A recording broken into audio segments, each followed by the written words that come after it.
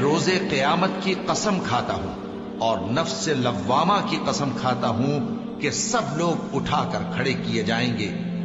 کیا انسان یہ خیال کرتا ہے کہ ہم اس کی بکھری ہوئی ہڈیاں اکٹھی نہیں کریں گے؟ ضرور کریں گے، اور ہم اس بات پر قادر ہیں کہ اس کی پور پور درست کر دیں۔ مگر انسان چاہتا ہے کہ آئندہ بھی خود سری کرتا چلا جائے، پوچھتا ہے کہ قیامت کا دن کب ہوگا۔ سو جب آنکھیں چندھیا جائیں اور چاند گہنا جائے اور سورج اور چاند جمع کر دیے جائیں، اس دن انسان کہے گا کہ کہاں ہے بھاگنے کی جگہ؟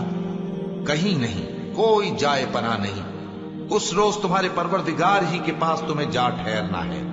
اس دن انسان کو جو عمل اس نے آگے بھیجے اور جو پیچھے چھوڑے ہوں گے سب بتا دیے جائیں گے۔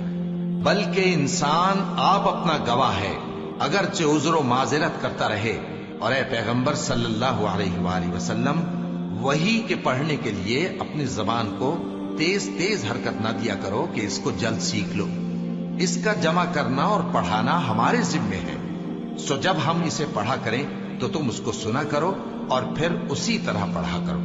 پھر اس کے معانی کا بیان بھی ہمارے ذمے ہے۔ مگر لوگو، تم دنیا کو دوست رکھتے ہو اور آخرت کو چھوڑے دیتے ہو۔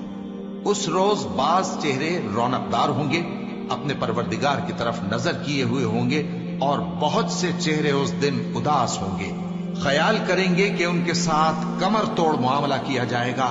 ہاں، جب جان گلے تک پہنچ جائے اور لوگ کہنے لگیں اس وقت کون جھاڑ پھونک کرنے والا ہے، اور اس جاں بلب نے سمجھا کہ اب جدائی کا وقت ہے اور پنڈلی سے پنڈلی لپٹ جائے، اس دن تجھ کو اپنے پروردگار کی طرف کھینچے چلے چلنا ہے۔ پھر ایسے مغرور نے نہ تو پیغمبر صلی اللہ علیہ وآلہ وسلم کو سچا جانا اور نہ نماز پڑھی، لیکن جھٹلایا اور منہ پھیر لیا، پھر اپنے گھر والوں کے پاس اکڑتا ہوا چل دیا۔